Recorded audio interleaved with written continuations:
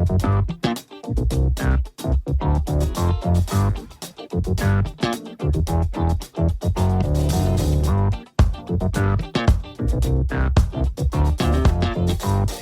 folks, and welcome to the Daily Ratings Podcast. It's a show where each week we're going to be sitting down with Vincent Daly to get his thoughts on the latest movies he's been watching, both older films and new releases. And don't worry, there's no spoilers. Vince will give a brief review of the movie, share some thoughts, and of course, then rate the film. The daily ratings are always fair, honest, and most importantly, they're consistent. On today's show, Vince will be rating and reviewing. We are going spooky this week, folks. So, from last year, we have Dracula, and that's directed by Luc Besson. We then have newly released, now in theaters, Lee Cronin's The Mummy, directed by Lee Cronin. And then lastly, just for kicks, we are covering from 2017, The Mummy, the Tom Cruise Mummy, and that's directed by Alex Kurtzman. So, let's get Vincent Daly in the room, hear what he has to say about these films. Stay tuned and enjoy the show.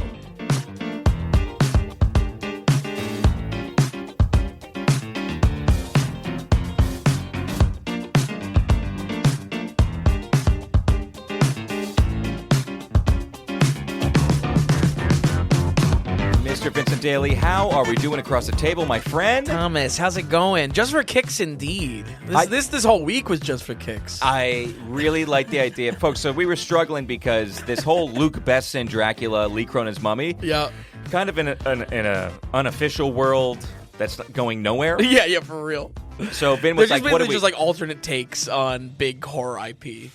Right, exactly. They're not going anywhere. And you were like, "What do we do for the week? I want a third film. Yeah. What do we do?" And then I said, "Listen, I shot Vin a few ideas, and I said, for kicks, let's get TC in the room and let's cover that Mummy because I don't know when in the hell we're going to cover it again." Right, exactly. Let's be honest. Yeah.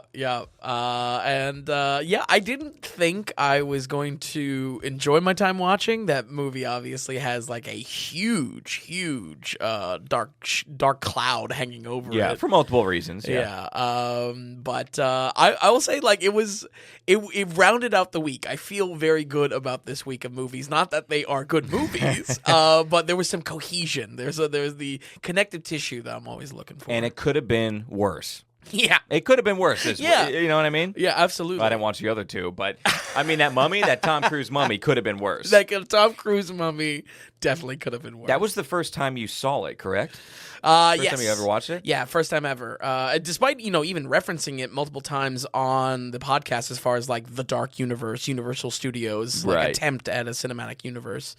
We've talked about that in, probably a handful of times, just like peppered throughout the history of the podcast, just because it is kind of an anomaly. Like I said, it wasn't a good week of movies, but I'm walking away happy just because there was some cohesion to the episode. Okay. Yeah. And I had a lot of hopes for Lee Cronin's The Mummy. You did. You I kind really of I put my chips in. I was never going to go see it. Not really my thing. But I got to tell you, for some reason, this has been on my radar since it was being made. And since a couple of stills came out from production and everything, it was just being talked about like Lee Cronin's The Mummy. Watch out for it. Yep. We have real effects. We have great kind of doll work and prosthetic work. So I was like, okay, like there's an attempt being made by a Blumhouse thing. Yeah. And I don't know, what were we watching? We were in theaters together watching something. Uh-huh. First time I saw the trailer for it. Do you remember? And Yes. I looked over at you You're and like, I was pretty scary. I wasn't even pretty scary. I was like, this looks pretty good. And you immediately just started laughing. yeah, like I did right there.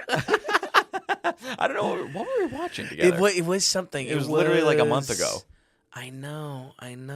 Well, whatever it was, Yeah. I could have. I watched the trailer and I said, "I'll tell you what. I think this might be like a sweet smell like success or something like that." But something tells me that that's not the case in the end. Unfortunately, not. Yeah. Well, let's track that back. I mean, were you a fan of Evil Dead Rise? Did you watch that? No, I never watched it. Oh, never watched it? I wasn't excited for. So it wasn't even like rooting for Lee Cronin or anything like that? No. I was happy that you liked Evil Dead Rise. Yeah, so I was absolutely. So I just, and again, that was another thing for me, just like, oh, Lee Cronin coming off that. Yeah. I think Vin's going to be happy. I really just want you to be happy in the end. I want to be happy too. If you're going to watch something and I don't have to watch it, I want you to enjoy yourself at least. Or hate it. I mean, I want one or the other. Anyway, we'll talk about that. We'll finish up the episode with that. Like I said, Dracula, which is a movie that no one really ever knew about that came out last year. Real. Even though it's no. It was theater released this year.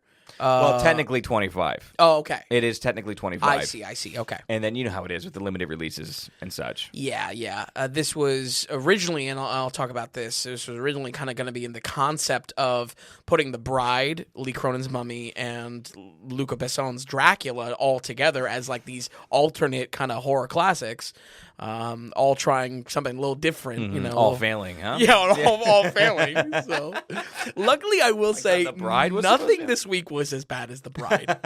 Okay, all right, that's good to know. That's the low for the year. Any opening notes or any alternative titles for this week? No. Okay. I have some. I've just some catch up, some homework from last week. Okay. So last week was birthday episode. Yes. 4th annual. Not to bring it back to John Wayne and the Comancheros, but you're going to bring it back. You posed a question to me as far as I don't even remember the guy who played Paul Regret. Yes, which yes. I forget his name. Honestly, because he's a nothing actor. And you said, well, during that time period, who would be better at playing John Wayne's younger, right, and the second role? Yes, and I was just like, well, I'm going to have to think on that. I don't really know. I think I thought of a name, and this would pump this movie up to something even you could sink your teeth into. Okay. So think about it. So what was it? 61. Yes. Right. This came out in 61. Yep. What better than a 13-year reunion? John Wayne, Montgomery Clift. Oh, Red River reunion. Yeah. Montgomery Clift a little bit older as well. Mm-hmm. Yeah, absolutely. I think those two together in the Comancheros would be electric. Yeah, for sure. That was a big homework I did. Okay. But you do. It was on my mind. You do always surprise me. I will say this. You always surprise me with your knowledge of these old Westerns, their acting cast. Because from my eyes, it's usually the lead, and then I just kind of glaze everyone else over, even if it's like a romantic lead next to John Wayne or something like that. It's the only thing I have. Yeah. It's the only thing. Okay, all right. With that, you want to start the app? Yeah, absolutely. All right, let's jump back into 2017. And these are people that we've seen before. The director, Alex Kurtzman, I actually didn't do too much research into him. I'm more so interested in the writing team and, of course, the starring team. So we have David Koepp, who is always all over the place. One of the biggest writers in the past 30 years, 35 years. For sure. Same guy that did, he just does so much, but same guy that did Jurassic Park. Yeah, that's always like his main tenet. How could it not That's his tent pole. And he does 1,000 other things. And then Christopher McQuarrie, the guy that Tom Cruise has been hooked up with for a while when it comes to the Mission Impossibles lately, but even the Jack Reacher films. I don't think Oblivion, but one of them. Maybe Live, Die, Repeat. Maybe he was on there. Yeah, I mean, McQuarrie and Cruise are like a duo. They are a tag team. A lot. And I think Cruise also understands that like McQuarrie is a writing and directing partner that can like get his vision done, you know, when he wants like these big action set pieces and whatnot. I'll say right off the bat, I think it's McQuarrie holding Cruise back. Oh, okay. I don't think that those two. I think these two have a thing in the public where it's like they push each other and we get great products from the both of them. And if they're together, we get greatness. I think he holds Cruise back. Cruise doesn't hold him back. Wow. And I don't think that they lift each other up. Interesting. I really do think Cruise is being held out. I'm surprised to hear that just because this collaboration, if there's anything that is like the defining feature of the newer Mission Impossibles and the rhythm that they kind of nail. Yeah, 100%. It's that collab for sure. Right, you're not wrong. But out of that collab, I think Fallout is phenomenal. And then like my second favorite one is Mission Impossible 3, which is J.J. Abrams. Yeah, true. You know what I mean? That's a good point. And not to mention, these all feel the same. So, and wow, and isn't that a bridge into The Mummy 2017? Exactly right. So I texted Vin last night. I finished up The Mummy 2017, and we are calling This is such a good hot take. Oh, man. Right, and to me it wasn't a hot take, but like it's like self-evident almost. Right. So, and we are covering it The Mummy. We calling it The Mummy 17 because the Mummy, which came out in what you mean the 99? Yeah, the Brendan Fraser one. Yeah, but that is, I believe, called The Mummy. Yes, so yes, they're all called The Mummy. We have to just differentiate. Yes. Mummy 2017, Tom Cruise Mummy. Came out, and in my opinion, because we have David Koepp, because we have Christopher McQuarrie, what was my text to you? I said, this is a Mission Impossible side quest. Yes, which is so good. I mean, I'll riff on that a little bit. It's like a Mission Impossible like Halloween episode or something. You know what I mean? 1000%. The Halloween special, but. Yeah, I mean, I think despite maybe some of like the tasteless franchise shouldering that this movie does, right? I do think like if you love like every single Mission Impossible as of late, this is like not a bad movie for you. You know what it is? It's just like, well, is this your least favorite? Where is this in your mix? Yeah. Like, and it'll be somewhere in, well, not my favorite, not my least favorite, Mission Impossible. Right. And you'd buy it. You know what this is to me? Seriously, you know what this is? I was thinking about it because this whole side quest thing, like the video game idea of a side quest. Yes, for sure. This was like, Uncharted is one of the few video games that I truly love. Yep. What is that one? It's like when the handheld PlayStation, the PS the Vita, PSP. Yeah, the PS Vita came out. Yep. They had to come out with a whole new Uncharted game just for that to sell. Yep. That is the Mummy to me. Yes. To Mission Impossible. Phenomenal. Right. You're killing it.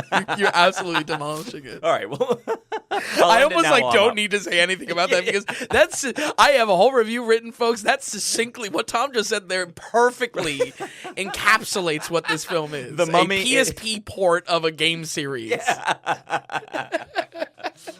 Oh man! That's okay, so good. Well, that's where we are. But from there, you take it, and we'll take it back and forth. Because I'll tell you right now, this is the only one I watched this week. yeah, for real. Well, like we said, we weren't quite sure what this slot was going to be, but we thought we might as well stick with the bad this week. And as our producer Max once said, our best episodes are the ones with movies that are all really good or all really bad. And I kind of tend to agree after just like writing the reviews for these. Like I felt like, oh yeah, this is good. And on the bright side, we get to cover one of the most unique cinematic anomalies with this one, folks. This gives us a chance to shit on the first and last floundering movie of the Dark Universe, which of course was the aborted franchise of Universal Studios, taking these classic monster flicks from the 30s and just trying to do something with it. Just like, hey, what IP do we have? Can we make money out of it in modern day? Not a bad idea, by the way. Exactly, yeah. And even if you look at some of the stuff trying to be set up here, it's like, it's not great, but maybe like you give it 3 movies in, maybe they hit their stride on something. You know what I mean? So if they did this in 2008, pre-Marvel, I think you actually would have something. Yeah. The problem is they're just... Like, why couldn't DC do it? Why couldn't they do it? I really, you know what I mean? Yeah, there's a huge conversation there of like, is the market just cannibalizing too much? Is it too much? You know, is it burnout or something like that? You know, there's a lot of directions you can go with it. We could talk about it for an hour. I mean, in my opinion, it's that the first to get it is the first that keeps it because no one's actually all that excited about it. So true. Absolutely, and that definitely speaks to like the novelty wearing off as well. So there's that piece. I think that's very interesting to talk about this movie. As an avid hater of anything new Star Trek, this also gives me a chance to jab at Alex Kurtzman, too. Shit. A writer and showrunner that has confoundingly failed upward in his career. With this being one of the few times he's actually directed something. So definitely that's in play. But The Mummy 2017 is not quite the archaeology adventure you'd expect coming off of the Brendan Fraser trilogy. Instead, we get an even bigger, semi-spooky blockbuster attempting to shoulder a whole franchise to be born. We begin with a modern construction project revealing dark secrets in the underbelly of London, which separately attracts Russell Crowe playing Dr. Jekyll, of all things. This is our really first introduction to, like, oh, Dr. and Jekyll and Mr. Hyde. Oh, okay. As well as the Cavalier Tom Cruise playing someone the producers will hope will sell a lot of tickets, basically. I couldn't even tell you this character's name, honestly. That's so funny. Neither could I. Yeah. Like, gun to my head. Tom it's Cruise. Just like, it's just actually Tom It's Cruise. so... Wow. His name is Nick Morton? Yeah. Seriously. They might as well just called him Ethan. Like, no last name. You know, to the Mission Impossible comparison. Oh, shit, that's so true. Which, again, like anything Ethan. I say in this review, if it possibly even angers you folks, just, again, it's what Tom said, verbatim. That's the review. Back in ancient Egypt, then we see the princess Amenet. Amenet made a demonic pact, but was severely punished for her actions after Tom Cruise finds her type of ritual prison of a tomb in modern day. Her spirit leeches onto him after he takes her corpse out of the country as an artifact. Next thing you know, Tommy Boy wakes up dead, haunted by a curse, and is incessantly reminded of a red jewel MacGuffin that will push our story along, like incessantly reminded. This movie, again, was really, I'm going to show some cards here, not that bad. You look at this and Amen. it has a 15 on Rotten Tomatoes, it has a 34, some shit on that on Metacritic. Harsh. Yeah, again, it was more so like a badly executed movie, and I feel like part of that revolves into just, again, this story just having a really bad trend of just reminding you again and again of the stakes. It really almost is like a cynical, crafted movie for how it feels like the audience is probably not paying attention to it and wants to just remind you again and again. All of this is while Dr. Jekyll welcomes Tom Cruise into the world of gods and monsters, which the audience knows will go nowhere. I think my disappointment peaked when I saw that Christopher McQuarrie and David Koepp had writing credits on this. Wait. So your interest waned before you pressed play. yeah, exactly. Okay. I was gonna good. Getting the skeleton of the notes down. I was like, oh no. Where are you at? We need to actually talk about this. Okay. Where are you at with Chris McQuarrie? I think I root for him almost just on the back of Fallout alone. I think also McQuarrie is. He wrote. Don't forget, he also wrote the Usual Suspects. Yes. Has a writing career before he's stepping into directing. I think McQuarrie for me is definitely almost like our recent comparison to Ron Howard of just like he's almost a plug and play director. He can get the job done. You know what I mean? Okay. Not necessarily a lot of like artistic integrity there, but not bad, by any means. Okay. Well, let me tell you. He checks the box. Okay. Well, where the industry thinks he's at is one of the best action directors and writers of all time. Sure. People still hang on to the late 90s of him writing and think that he is still not the cream of the crop, but people remember that. I feel like every time I hear industry people talk about this guy, they never forget him in the late 90s of what he did. And the fact that Usual Suspects, you know what I mean? They don't forget that. Right. And then when you have the Cruise aspect to it, so many times I hear about people talk about Christopher McQuarrie, and then we'll never talk about individual scenes or movies. They'll just be like, well, clearly, Christopher McQuarrie, like, he knows how to do this. Right. Train scene in Mission Impossible, plane scene in Mission Impossible. Yeah. We have the beats. He's so great. But I will say, like, I don't know if he can bring spectacle. I don't know if he brings, like, to me, something that touches me in a way that I can remember something. Right. Like, there's different ways of spectacle. I can get spectacle from, like, an Aquaman film. But so true. Is that rememberable? Do I care about any particular scene in Aquaman? No. Right. And that's kind of where I lean down on him. That's why I don't know. I don't want to be mean to the guy because I feel you. If he's attached to it, it's just like, oh, I'm down. You know what I mean? But you look at both Jack Reacher movies, and it's just like, there's two? Well, yeah. I thought there was one. See? Yeah. And it's Yeah. No, I feel you. I love that these two work together, but I just want like exceptionalism. And you don't get that most of the time. And I can't just lean back on Fallout. And yet they still get their flowers like it is exceptionalism. Exactly. And they get the budget. Yeah. You know Well, I feel that definitely goes back to what you were saying a moment ago with like, who is the leech in that relationship between Cruise and McQuarrie? Like, who is benefiting more than Maybe who? it's an unfair question. Yeah, no, because but maybe one doesn't come without the other. Maybe the budget doesn't come without the other. But, there's something that's not quite hitting. Yeah. Because you look at the kind of box office failure of the last two missions. Yes. You look at, who is talking about the Jack Reacher films? Honestly. Who's talking about them? Legitimately didn't know You know what I mean? So it's not that they can't hit, and it's not that some 20-minute scenes don't hit, but as the whole product comes and the film comes out, we're not getting enough from these two. Yeah. No, it's true. It's true. And it's just kind of floating on the reputation of being a hit maker. That's where I think, Kurtzman being on the project is one thing, but I personally, I think, would have trusted Cruise and McQuarrie to bring some of the magic of Mission Impossible over. If I did, in fact, give two shits about this in 2017, I did not. And you're also saying kick out Kurtzman.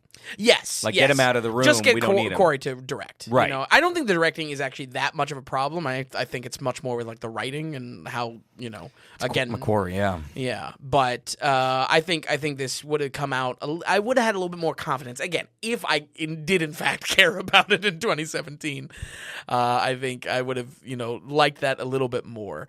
I think that's also before you sold me on Mission Impossible Fallout. You know, this is the early days where I was still just like a hater of anything Tom Cruise. Of course, yeah. Fallout rocks. Right. But Kurtzman still adds a peppering of, I don't want him in the room. Like, I would give me Tom and McQuarrie, I'm more cool with them. Mm-hmm. But there's McQuarrie, something that's just like what's like he's the Yono Oko or the Ono Yoko. What's her name? Yoko Ono. There we go.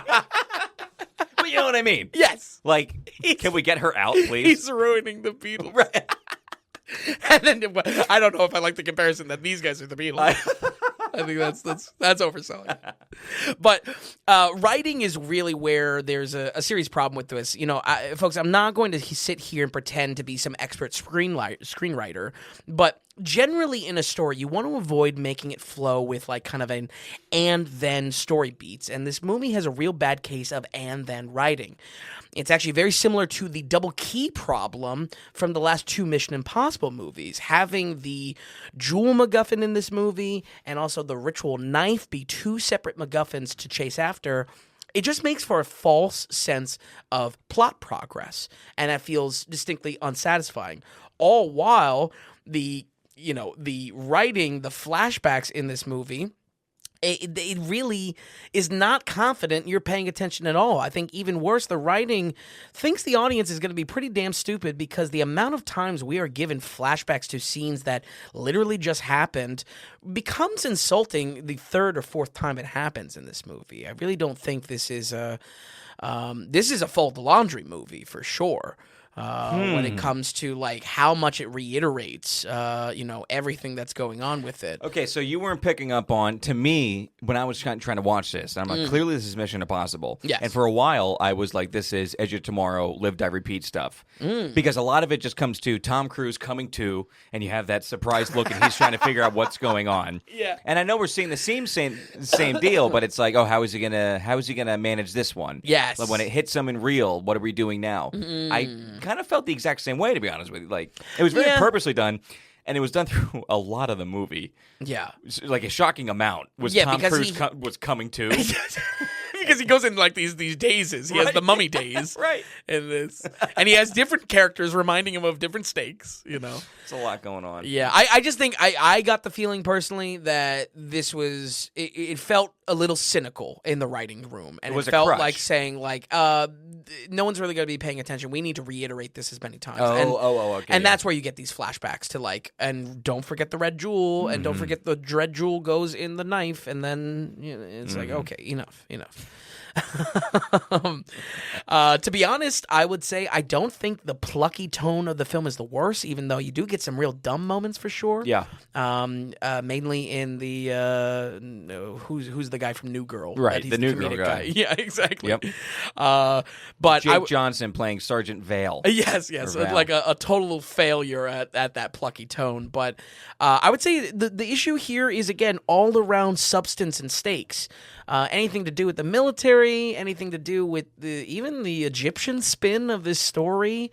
This writing is obsessed with beating us over the head to remind you of everything you just saw less than an hour ago.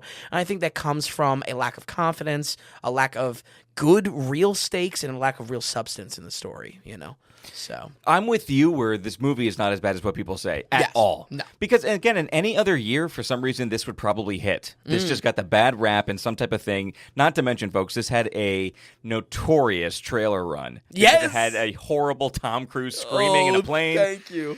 Which they shorten up for the actual film, I think. Yeah, and they also you noticed they ADR that scream somewhere else. It's actually in like the I big. Caught it too. It's in the end. It's the end of the film. Yes. But basically, the trailer had Tom Cruise grasping onto the inside of a plane and him screaming in a way, and it got memed to death. Yep.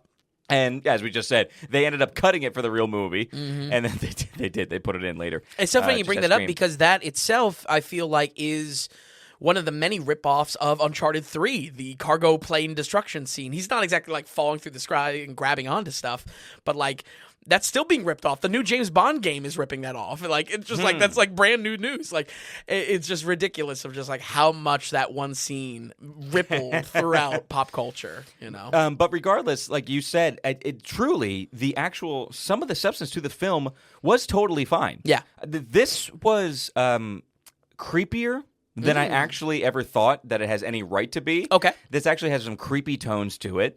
Some of the stuff with the Egyptian things, you can get on board with what is kind of going down here, even though there's a lot in between. In between of what's really the A to B accomplishment that we're going after. Yep. There's a whole lot of fluff. But some of it is totally hitting, and then some of the writing and the flashbacks and... The problem is the plot also has a huge simplicity to it, where it's like, can't the payoff be bigger than just this one thing? Yeah, and that's your point to the that whole key aspect. Yes. It just there's a cynicism in the writing that's just like. It feels like it's talking down to the audience, and that's not great in any movie. That's certainly not great for a blockbuster that shouldn't overcomplicate things. You know what I mean? I feel like that's also a byproduct of you have 3 distinct writers here. Third guy, I don't know his name, but has a track record. Dylan Cussman. Yeah. I just feel like there are it's a not to use a cliche, but like too many cooks in the kitchen type of thing. Yeah. And not only that, now burdened with. Universal Studios saying, "Oh, and we gotta get we're in the dark universe here." Exactly. Let's make sure we have some Easter eggs in Dr. Jekyll's room, so you can maybe spot another Universal monster from the 1930s. It's like I care because I like those old movies, but. Listen, it's not like this is the first time we're seeing these characters from the 30s. They're books, they're in things. Yeah, true. I mean, they're a thing. That's a thing. That being said, let's talk about it. What did you think of Russell Crowe? And the fact that we include this character, the fact that he is the character? I don't know. I guess I don't mind the casting. If I did, if we got a second movie, that's also where I said earlier of just like. A lot of this, I feel like the hate on this movie would be smoothed out if there was a second or third movie, bad or otherwise, to just give a chance. You know what I mean? Yeah. To see what they would want to do. But I don't know. I guess Russell Crowe was acceptable. I thought it was totally appropriate. Yeah. Again, not the issues I had with the film. I had more questions of the logic of Dr. Jekyll and Mr. Hyde, what is the lore of I thought he was supposed to transform into a really big creature. He just kind of transforms into a mean psychopath in this. You know? But because it seems like he hasn't reached full potential. Okay. He's using this serum to keep him straight, sedated, and then even when he goes off a little bit, he always gets kind of rejabbed or whatever. Yep. So we don't get to see full Jekyll. Yeah, absolutely. That scene, though, where we get a little bit of fun with Russell Crowe, unfortunately, I couldn't get out of my head of just they're very clearly copying Avengers 1. You know what I mean? Really? The playbook of the Hulk scene in Avengers 1. Oh, I just like seeing... there was a clear thing of hey, we have Russell Crowe and Tom Cruise in this movie. Yeah. How do we get them alone in the room and fight each other? Right, exactly. They want the big payoff to it. Okay, well, I'm okay with that. Yeah, true. Right. Right. It is a playbook because it's successful. You know what I mean? So... do you agree that it's darker than, not to take this whole thing over here? No. But do you agree that it was a little bit darker and got spooky sometimes? I'm with you. I like, the thing is, I'm not really a huge Mummy fan, even like the Brendan Fraser ones. I like the creepy bug stuff with the mummies. Mm-hmm. I think that is an important stylistic tenet of what makes a mummy movie, the Mummy. Okay. So I liked the cool magic. I like that they sedate her with mercury, kind of cool world building stuff. Yeah. But Yeah. not again, nothing to override my disappointment with the writing. Sure. Yeah. And nothing to override my disappointment of a character talking at Tom Cruise, whether it's the love interest, whether it's is comedic, or whether it's Russell Crowe, and just restating what we already know. And, I know. It's a blockbuster. They just it's right. Just talking down to the audience. We do see, again, I'm going to keep on, I'm going to take this over still, and then I'll just pass it to you. But Tom Cruise, not just in his underwear. We get full on naked content because literally the first thing I thought of when I saw he was naked, I was like, "Oh, Tom's gonna comment." Well, because like the guy won't quit. It's like the man is in his 50s in this movie, and he's like, no, I'm hanging on to that title. I'm not passing the baton yet. If I remember correctly, when we covered he refuses to. The second last Mission Impossible, you were just like, it's for the moms. And I was just like, I thought of that too. I was like, oh, it's for the moms. I think it was the previous, this final Mission Impossible, because he's in his underwear twice. With this one, he's like, I'm dropping full trowel. It's a dark universe. I'm telling you, there's something with him. He's just like, I'm not giving this baton up yet. Like, will still be this guy. I will still be buff. So there's that. But overall, this movie, I'll tell you what, this was way more sexy of a movie than I was expecting. What, with the mummy? Well, yeah, everything. There's very, like, the mummy woman is, like, so sexual. Yeah, Tom Cruise is kissing her multiple times in flashbacks. It's true. She has, like, these orgasm scenes kind of where she kills somebody, a la, like, the bad girl in the James Bond movie in 1994. I mean, I'm just saying there's just... What a callback. GoldenEye, that one thing. Yeah. But it's like, I was like, why are they making this so sexy? It's PG-13. Yeah. But well, I think that ties into and scarier than you think. What you said around like some of the darkness of it. Just like, I don't know. I didn't necessarily need to see blood, but I wasn't also shocked by like some of the violence. You know, I thought it was on pace for a PG-13 movie. Yes, I'm not saying this should have been rated R. Right, but because of what we're dealing with here, I thought it was like this is the spookiest Marvel you're ever gonna get. And in my opinion, the sexiest Marvel you're ever gonna get. And it's not Marvel, right? Exactly. That's funny. I don't know. I think when I've seen a couple of like the close-ups of her, I was just like, wow, they really just like this was like a like a sexy version of the Mummy. Okay, all right. Off. See, you're on my yeah. Okay. I don't like that actress though. She's in like Rebel Moon. Rebel Moon. Yeah, exactly. She's a poison pill for these failed franchises. I would say overall action was just like kind of ridiculous here. Everything from like an early gunfight that we see to the big razzle-dazzle set pieces that of course are in the trailer for this. At these points, I just found myself like really glazing over for some reason. Same. Not that they were like, again, necessarily like outright terrible, just kind of like I felt nothing. I also funny. I could not shake that. Especially towards the end of the film, they were all felt designed for 3D effects, which I personally thought like by 2017, we were just kind of done with the recent wave of that in theaters. You know, the fad of, like comes around every so often. But like very specifically, they're in like a subway section, and I don't know what Tom Cruise is using to kill it. It's like a 2x4. It's like something off of like the railway, and every kill he does like towards the camera. I was just like, what is this? Wow. Like, I wonder how it would look on your old TV. Yeah. Because you bought that. Remember you spent the extra money and bought the 3D TV? I do have and it's a plasma too. It's a weirdo TV. I wasn't picking up on that.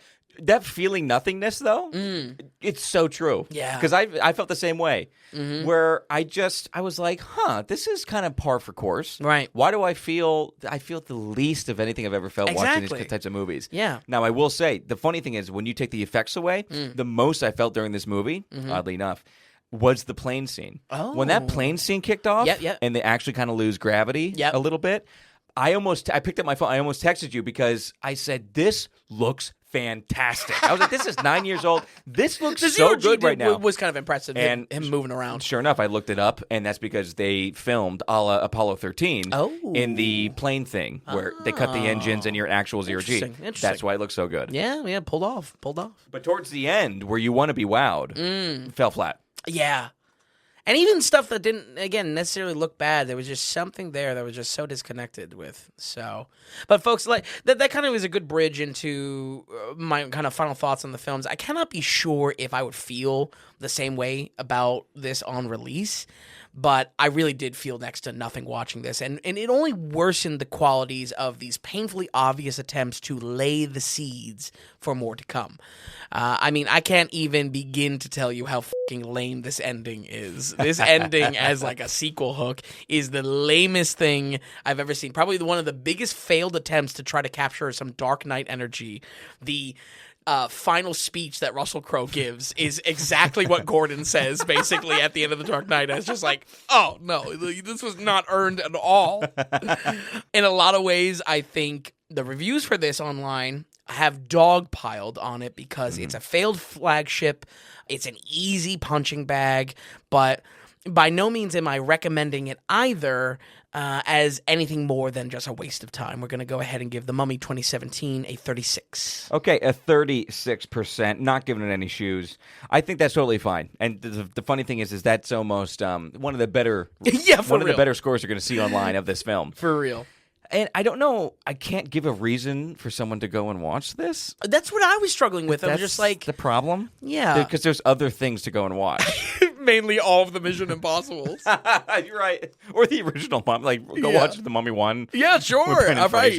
In any direction of what this movie accomplishes. But, okay, that was a long review, actually. I'm sorry. Yeah. No, I think it was good. I had such a good time watching it. I mean, in the end, because I was excited to talk about it with you. Absolutely. And I'm glad that we were on the same page of, like, this was, like, bad in ways, but also, like, not horrific, like the reputation of the film is. Exactly. Yeah. So. You're so right about just, like, easy punching bag, and everyone will punch down on it. Yeah, I think so. Because no one's going to get in trouble. Yeah. If you give, you know what I mean? Exactly. Yeah. Who's going to actually check you on it? Exactly. For yet another bad review on it. I am going to turn this on again, just because I will go back to that plane scene, though. Because as soon as I think you got to give it 2 shoes. I think this is on the positive side. I think it took me off guard because I was once when they got into the plane, I was excited, waiting for his scream. Yeah. Oh, right. For it not to come, by the way. You know what I mean? Yep. But no. I'm so glad you mentioned that. Glimmers of hope, but no, not the best. Yeah. Okay, all right. Let's move on to, well, like Vin said, most of us got it this year, but technically it did come out last year. This is Dracula, and that's it. And that is by Luc Besson, a director who wow, this director. Luc Besson. He started writing in the late 80s. I think it's Besson. Oh, is it Besson? Oh, he's French. Frenchman. Yeah, Yeah, French. yeah. Okay, so I could be wrong, though. I could. No, let's respect him. Let's respect the French. Besson. Luc Besson. Get over here, Besson. Luc Besson. He directed Leon the Professional. Yes. Which lately is just called The Professional. Yeah. He did that. Fifth Element. The most expensive indie film ever produced, which is the French production of Valerian. Yep. And the Planet of the Thousand Planets, or whatever it's called. And the worst title ever printed. And one of the worst actors to lead a film. However, he's a hometown hero. Oh, easy. We'll save that for the Valerian review. That's some trash to come back to. I'm just saying, you look at this Frenchman, and boy, is he all over the place. Yeah. And he's so French. Like, wow, he crushes it. And then he's just a goofball. You know what I mean? Absolutely. Regardless, this is Dracula proper. He got the proper name of Dracula. Yep. Not Luc Besson's Dracula. Not yada yada. Briefly, it was titled that. Yes, it was. Yes. No, correct. But it got dropped. So, well, and the official name for a while was Dracula, A Love Tale. Oh. But he ended up securing just Dracula. Interesting. So, again, for some reason, I don't know why that impressed me, but it impressed me. Yeah, Especially since no one's talking about this film. The only reputable part about the film, just looking at the critics, is that Christoph Waltz is in it. Yes. But that's it. So I really want you to set up. Tell us about this film. Why does it exist, and how was it? Yeah, well, like I mentioned in our disastrous review for The Bride, we have a trio of kind of alternate classic horrors coming out this year, and our episode here rounds it out now.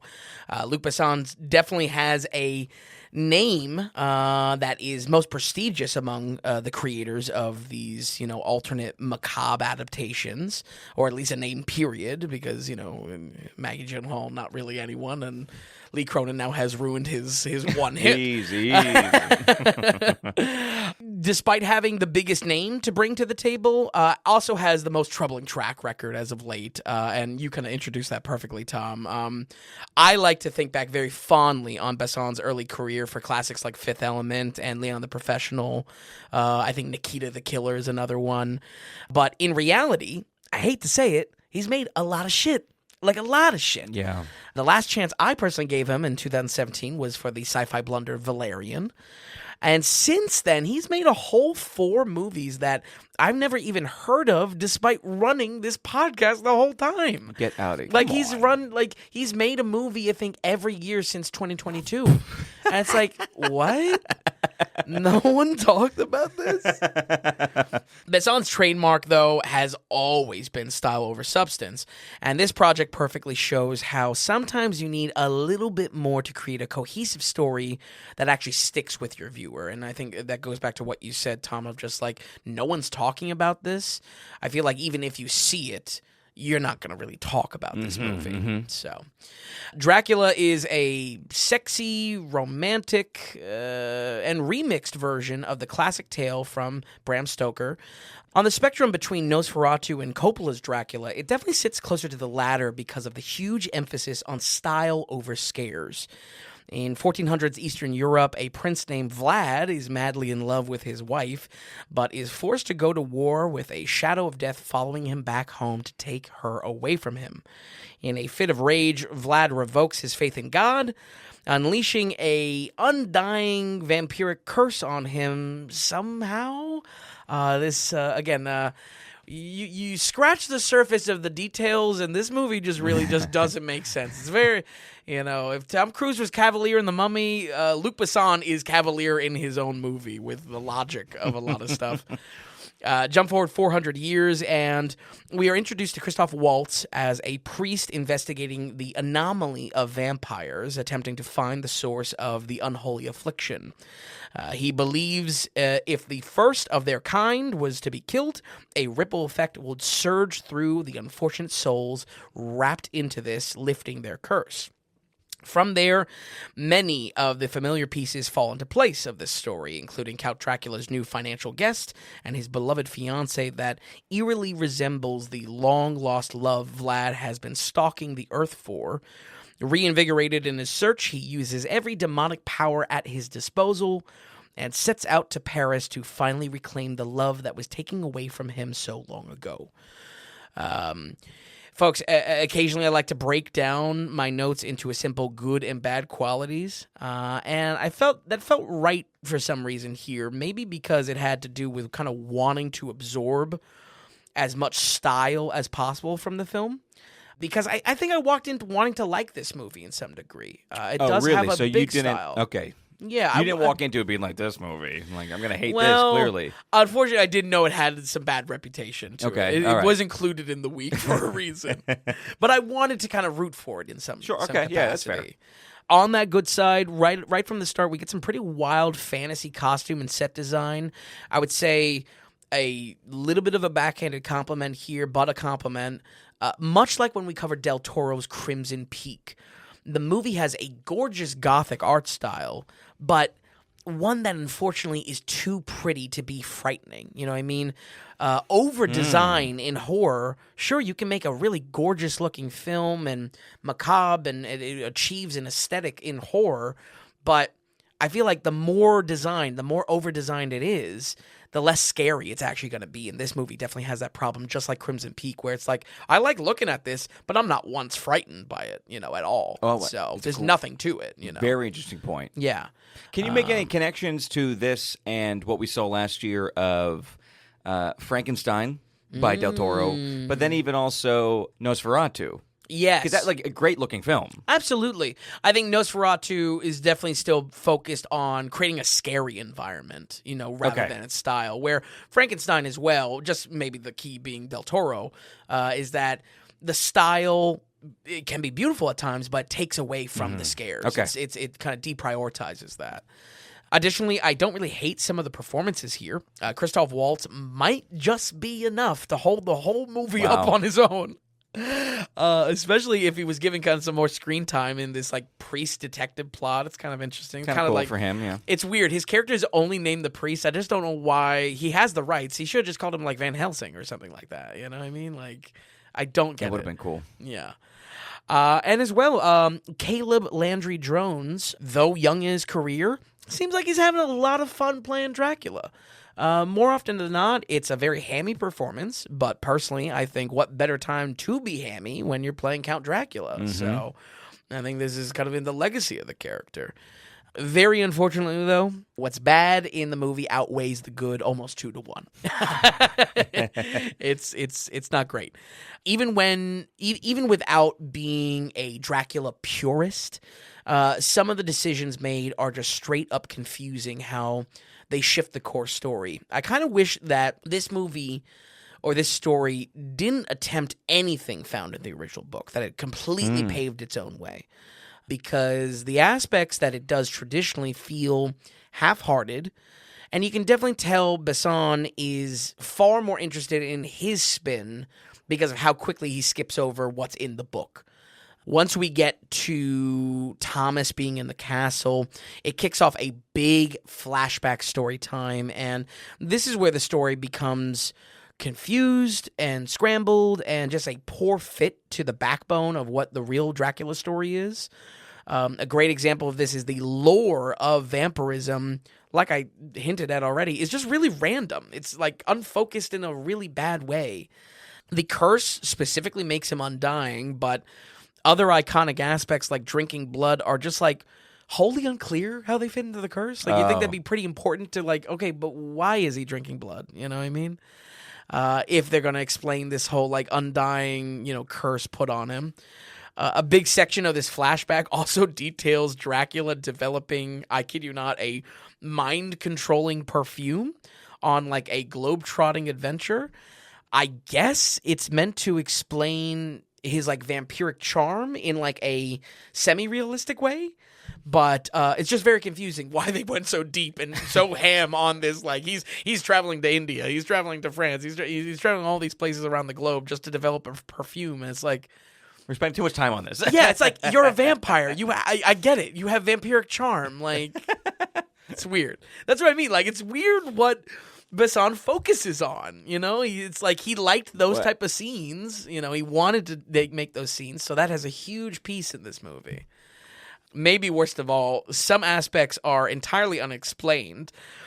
Most notably, this movie has some weird, super goofy CGI gargoyles that do wrestling moves. Like, they attack people and they're like doing like, they like wrap their legs and they're swinging around to like throw someone down. It's like, what? What are you talking about? Like, it's really out of left field, and there's almost too many. When I said like the bad outweighs the good 2-1, there's almost too many examples of these moments of just like, what? Well, I'm surprised you didn't say more about the CGI. I was like, there's no way that this movie looks good. I just looked at these gargoyles are definitely the worst. Okay, well, I just looked at the budget, $52 million. Okay, which I mean can be passable, but for a movie that's going to be heavy with this and stylistic and try to get an era down and yada yada, and it's going to be CGI. A lot heavy. of costumes, yeah, a lot of actually like just like. Money spent. He's doing what he can, but at the same time, this is very him. I mean, you watch Valerian, and there's just silly things in there where it's, why are we wasting our time on this? You could have used this bandwidth that you have in this film to just do something way better, way better. Yep, absolutely. And I think Valerian actually is a great example because you look at Valerian and you say, how could this be bad? It has so much vision behind it. It looks like Fifth Element. There's so much wacky alien stuff. There's so much wacky sci-fi stuff. But you watch that movie, it's just like, what? Exactly. Yes. And this, unfortunately, has a little bit of that quality as well. Like I said, even if these decisions are in the adaptation, don't really bother you. If those decisions don't bother you, the entire runtime operates on these flashback dumps, and it just quickly becomes a very unsatisfying way to unpack the story. If anything, kind of similar to what we talked about with Frankenstein. Though I've never seen these movies, I get the feeling that this is very similar to those Alice in Wonderland movies made by Tim Burton in the 2010s.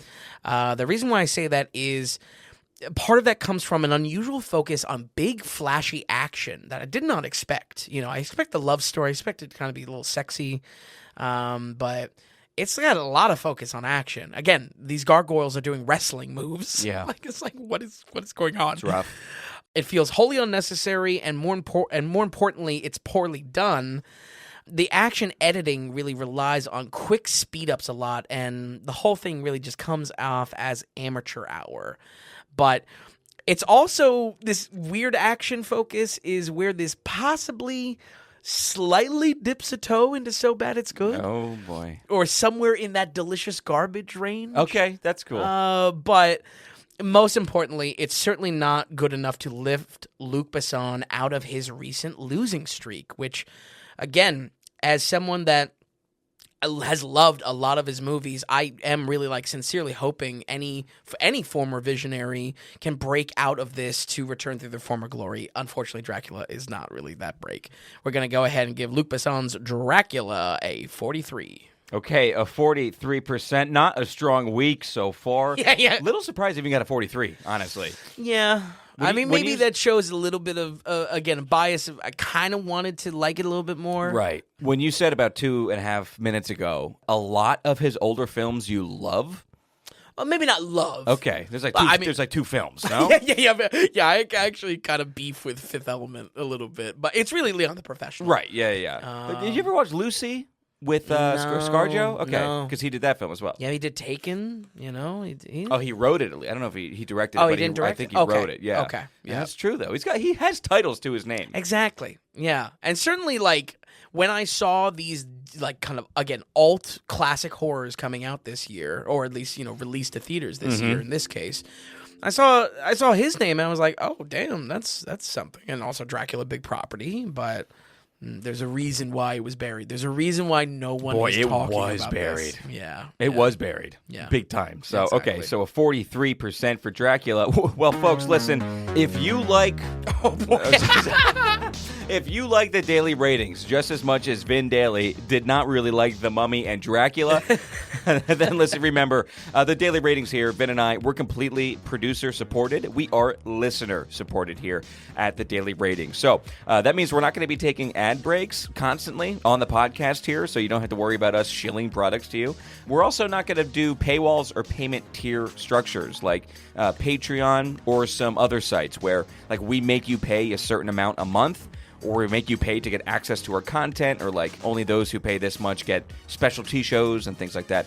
We're not doing any of that. Everything that Vin and I have to offer, all of the time we put into it, you get to see everything and you get to hear everything. But the idea is, if you're finding it valuable, if you're enjoying going to the website, if you're enjoying stopping into the podcast, is that valuable to you? We look at that as value in your pocket. Can you send us value back in our pocket? It is value for value. So just remember, as you listen here, we're not dealing with any of that other stuff, but if you do enjoy it, we are kind of dependent on your donations and your support. So please go to thedailyratings.com and head to the donations tab. Everything there is laid out there for you. So there's some set donations. So if you want to buy Vin a movie ticket, Gump Club, if you want to do a Space Odyssey donation, but there's also the big value for value button there. Because again, we are value for value. Whatever amount of value you feel you're getting from us, you can send that our way. Everyone's on their own finances, and everybody's week to week is different, and everybody might be getting a little bit different value from what we're doing here. So you can peg whatever number, big or small. Are we worth a cup of coffee this week? Are we worth 10 cups of coffee?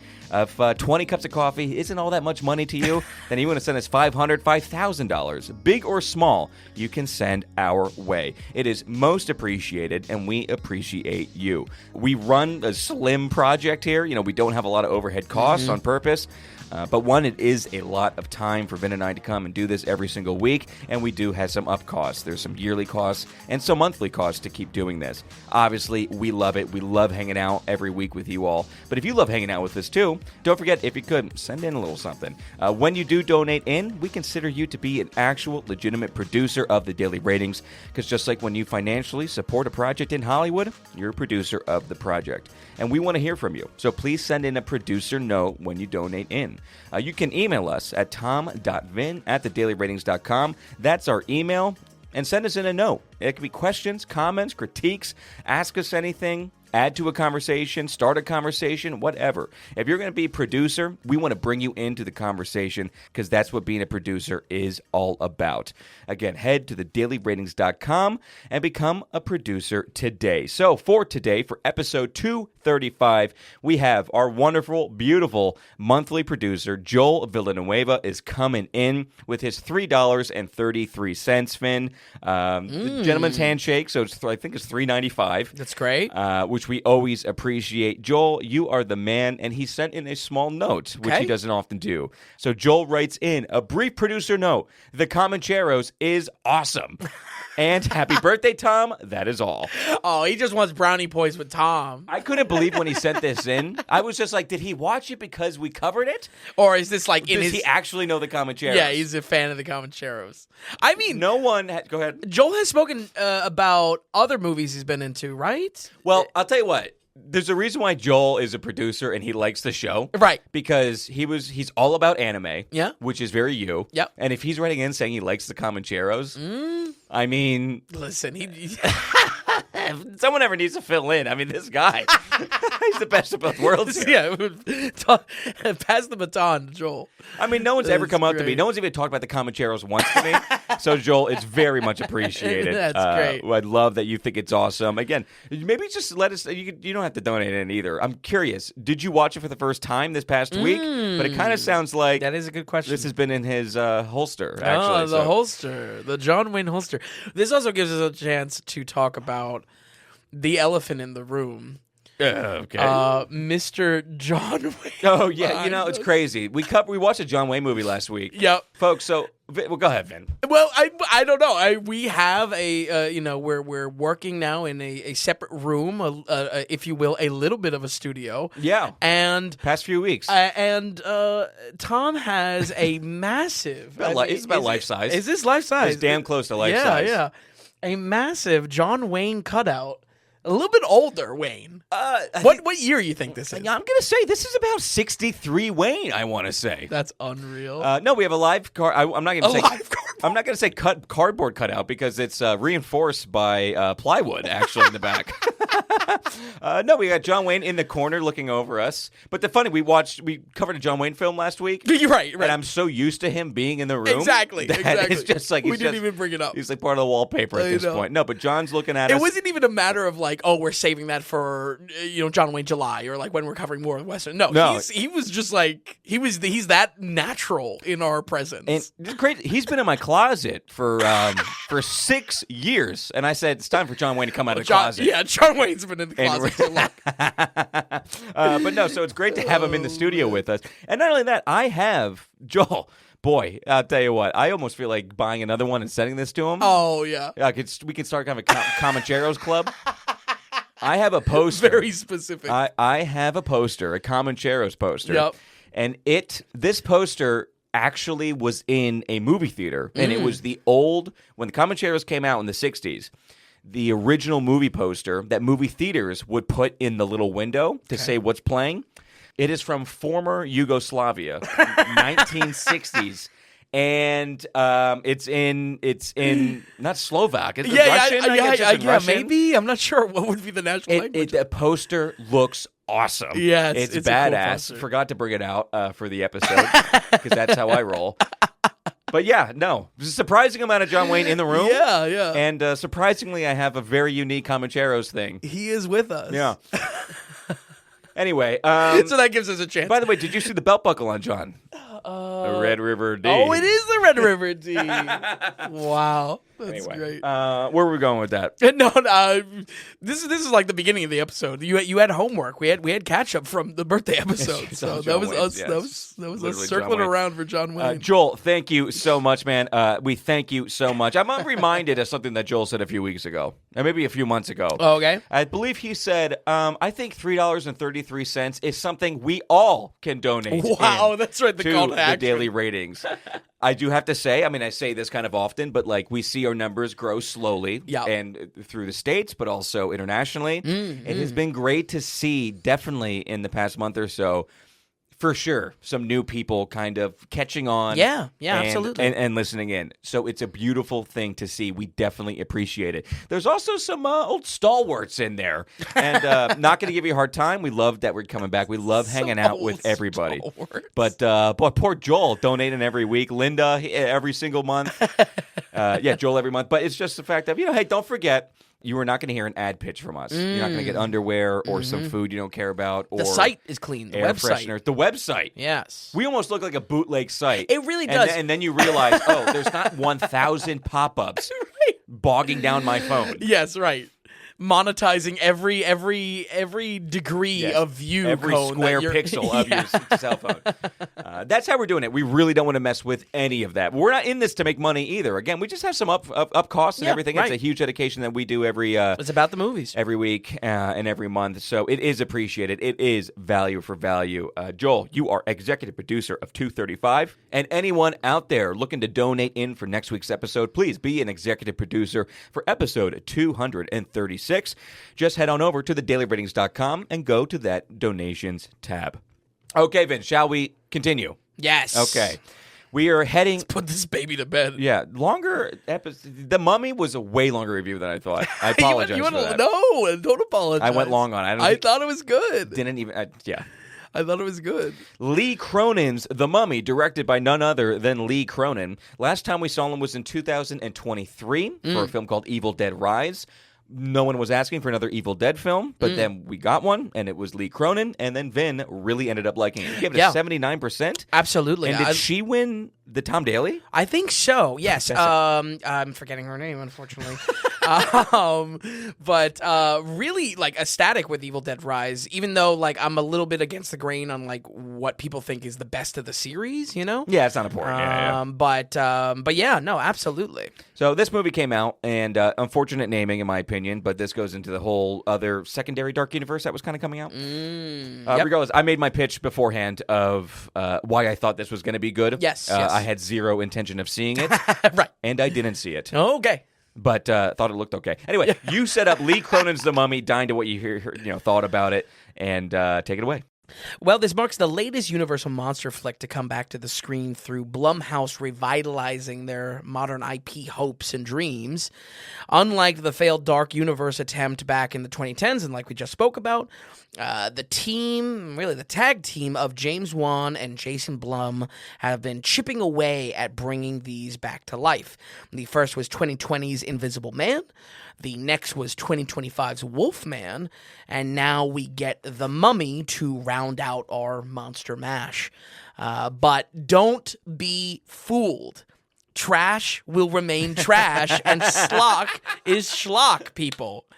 One of the most disappointing aspects of this movie's press circuit is every critic and every podcaster absolutely fawning over our movie's trio as horror visionaries. You are all f***ing turncoats. All turncoats. Regardless of box office success, this production team will always pump out garbage, and until they make me and tempt me with an opportunity to make Vin Daly's Creature from the Black Lagoon, I won't be changing my tune either.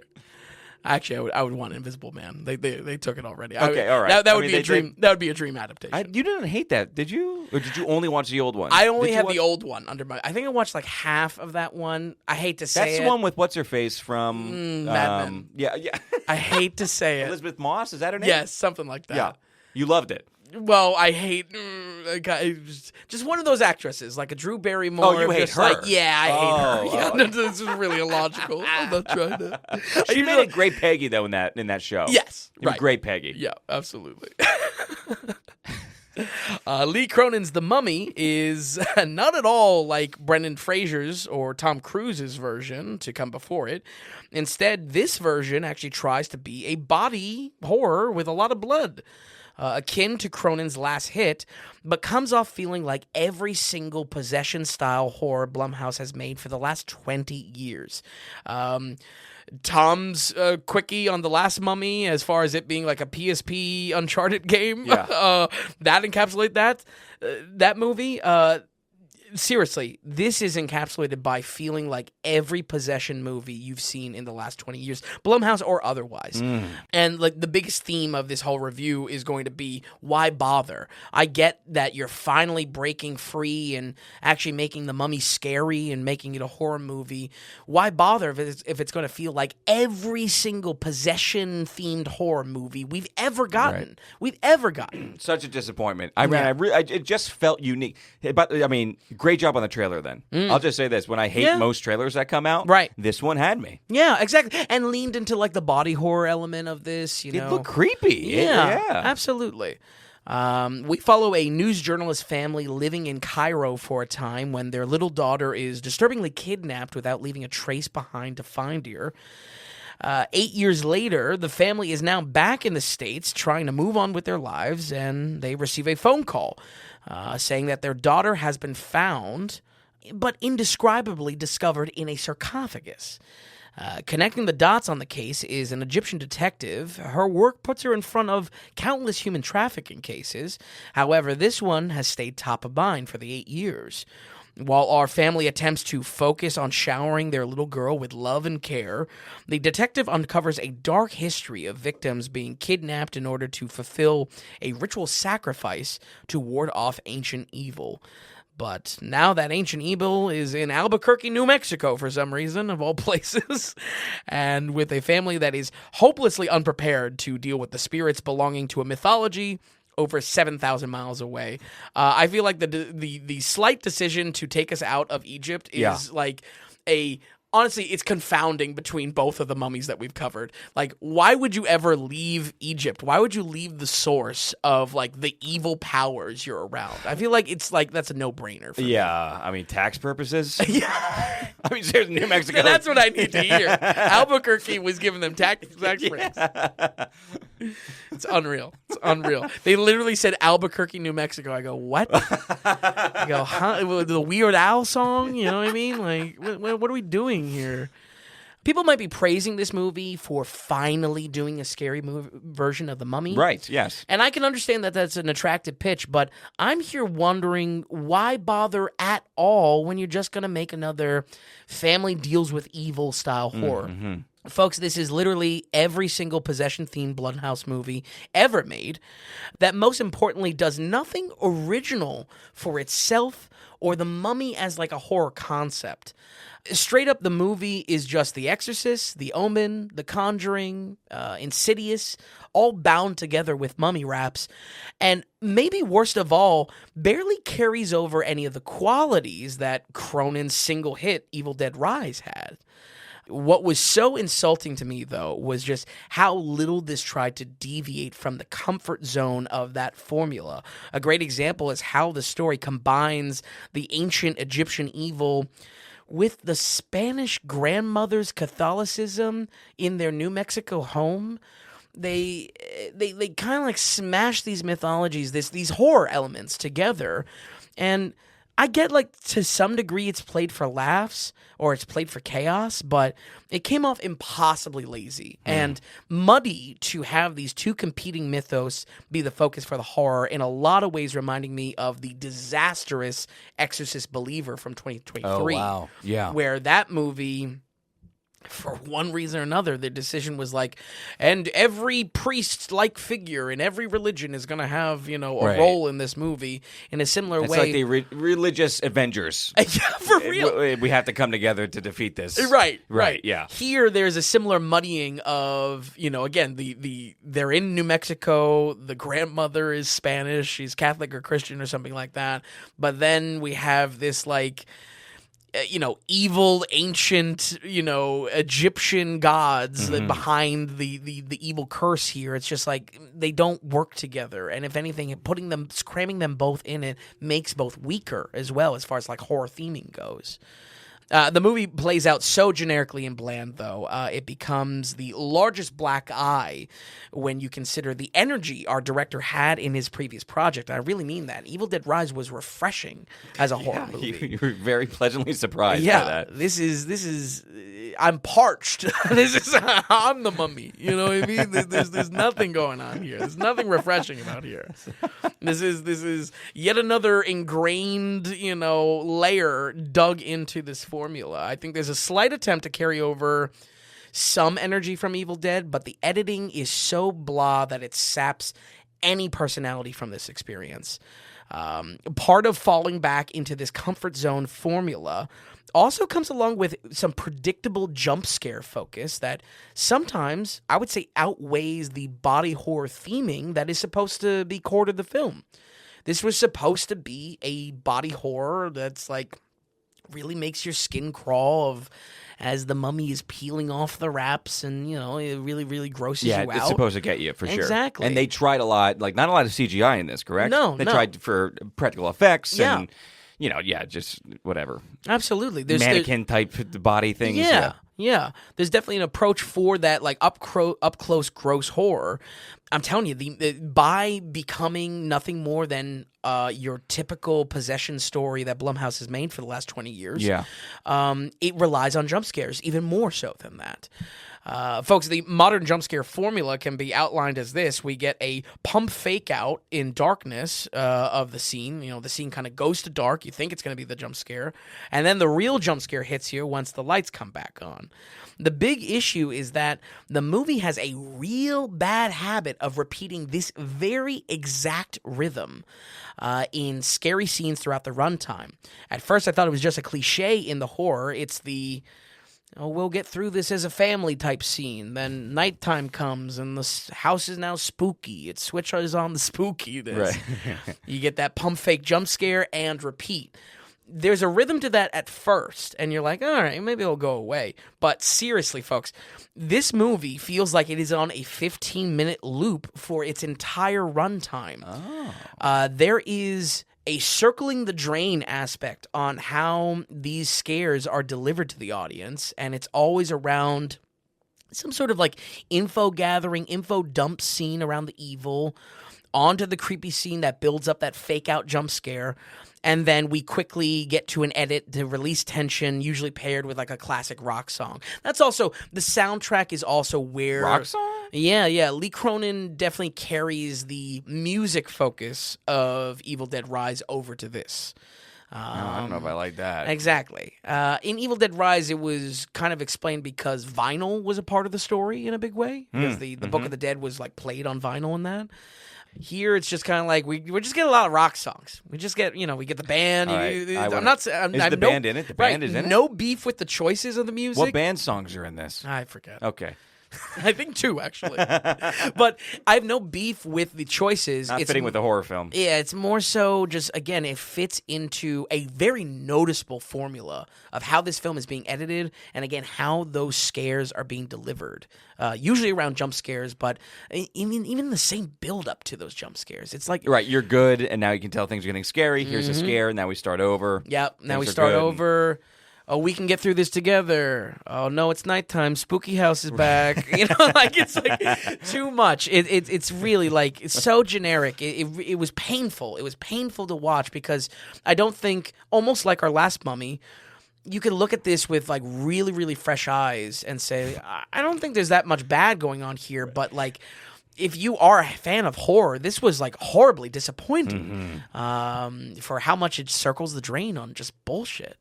I saw a comment online that this movie would get 10 times the praise if it just had a different title, like Evil Dead Sarcophagus or something.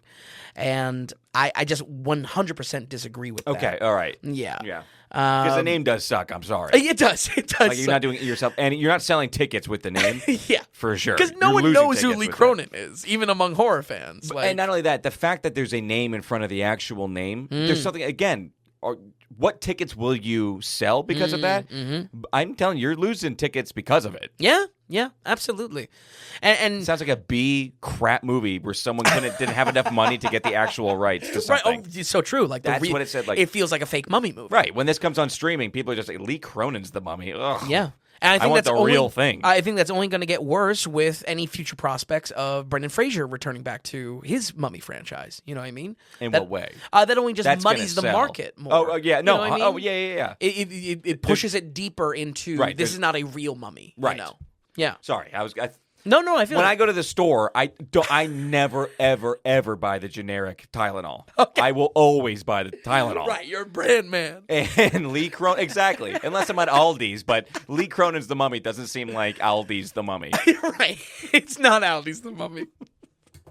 Wow, some wild comparisons. Sorry. I love it. I definitely just 100% disagree with that take, which has kind of been getting some traction online of just like, oh, but if you just see it as an Evil Dead movie, it's pretty good. Right, but it's right. Yeah, no. It's called Lee Cronin's the Mummy. Yeah, exactly. This movie digs its own grave with how rinse and repeat the scares are. And again, you don't have to be like have an editing mind.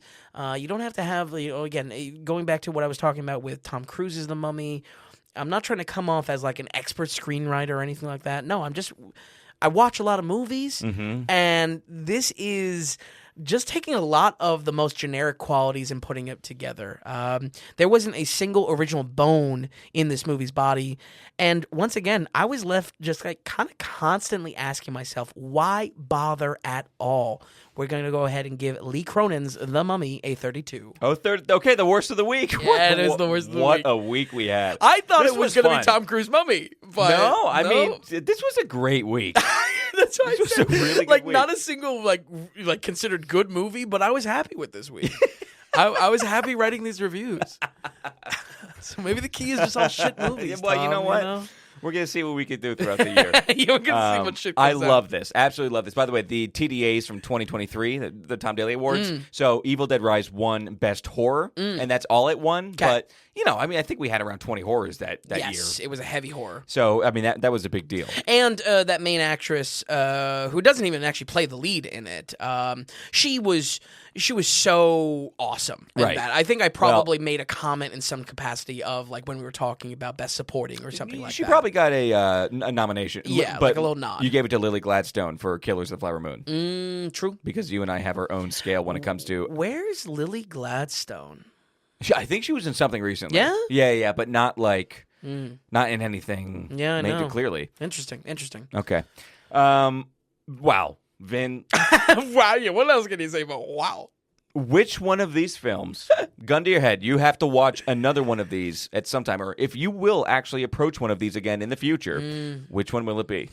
Not to be boring, but it probably would be Dracula, just by the Wow. score. Okay, And all right. also by just like, again, there was something there, just like, if I'm like, no, I don't want to say that. I was going to say, if I was shit-faced drunk, I might watch Dracula again. Really? Yeah, there was Okay. not enough to actually give it the Spig rating or even to just like outright call it delicious garbage, but there was a quality of like, oh, this is like enjoyable in a trashy Right, there's way. something scrumptious here, at least somewhat. Yes, right. Yeah. This garbage is scrumptious. I'm going 17 The Mummy all the way. I mean, you already said it this 1,000%. episode that you're going to go back to it. Well, the plane episode. Anytime you get into zero G's and it feels like not zero G's. What is it? Zero gravity? Yes. Yeah, I'm down. Yo, that's so great. I mean, for instance, The Mummy killed it. Look at the Marsh. Like, again, just I won't get into it again. But yeah, I'll approach The Mummy again for that scene. Oh, there you go. Really, really phenomenal week here. Any notes? Really phenomenal. Anything you want to underline, highlight, or notes for next week, Vin? Well, next week, I'll bring it up just because we are going to be watching the Michael Jackson biopic. Rest of the week is Long kind of awaited for Michael true. Jackson biopic. And Yeah. I believe, correct me if I'm wrong, isn't it part one?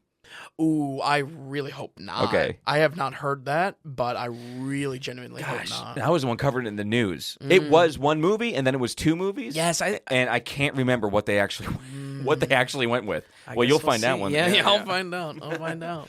I mean, Michael Jackson biopic, like the Beatles prospects, is like, it's such a massive story. We talk about all the time with these music biopics, the worth itness. Is this actually worth it enough to adapt? And I think that's an easy answer with both of those projects for Beatles and Michael Jackson. There's absolutely enough to adapt. Yes. But just like, how is it going to shake out? And unfortunately, that Michael Jackson biopic, the early reviews for it have been a stinker. They haven't been great. There's two things going for it. One, the guy playing Michael Jackson is his nephew, correct? Yes. Right. Blood related. And I believe Janet Jackson was involved. Part of the reason why it was supposed to come out last year. Yes. Part of the reason why it's got kicked down the road so far is because there was difficulties with the family of we want this in, we want this out, I believe. So the fact that they reached a conclusion on things and it came out says, I don't know, that just says something good. I just like that people were involved, whether it was tension or not. Yeah. But I don't That is care. kind of a slightly good indicator of just like people are passionate about it. You know, they're not just like, let's pump it out It for is money. Right, it's Michael Jackson. You know, his estate, you know. But Yes. I don't know. They're pumping out for money, though, in the end. Yeah, the biggest jab at it is its production team's connection to Bohemian Rhapsody, which even Right, director and previous such. previous reviews that we've talked about music biopics, unfortunately, have always pointed to Bohemian Rhapsody as kind of like the prime example of like the worst qualities in just rehashing the formula of music biopics. You know. It's going to be a great week next week. Have we decided what we really want to do, or we'll wait a little bit till the new show? We'll wait a little announce. bit. Okay, but no matter, Michael is going to be. Yeah, that's going to be. I mean, that is the big release of the week for sure. All right, so Michael, and we'll see what other we come up with. Yeah, because there's plenty there, and whatever we want to do, or we'll have a random week. Yeah, who knows? Absolutely. What do you think there, John? All right, he's quiet this week. He's a little shy this week. We just brought him out. He's so tall. He's and folks, you hear my voice shifting. Like he's literally behind me. I think he's in real life 6'5". So that's close to real size. Anyway, Vin, thank you so much for watching all these films and for your reviews, as always, for this week. We want to thank our producer again for this week. And folks at home, we'll run it down one more time. We have, from 2017, The Mummy with a 35%, Dracula with a 43%, and Lee Cronin's The Mummy with a 32%. Folks, it's a blast week after week hanging out with you. And as always, we'll have Vincent Daly right back here next Thursday on the Daily Ratings Podcast.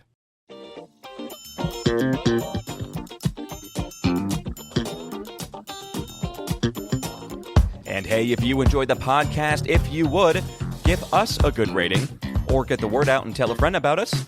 And just a reminder that the Daily Ratings is completely producer supported. We want to stay away from advertising, and we don't want to have any paywalls or tier structures or subscriptions. It's all just value for value. So, are you finding value in what we're doing here at the Daily Ratings? Then become a producer and donate whatever amount of value that is.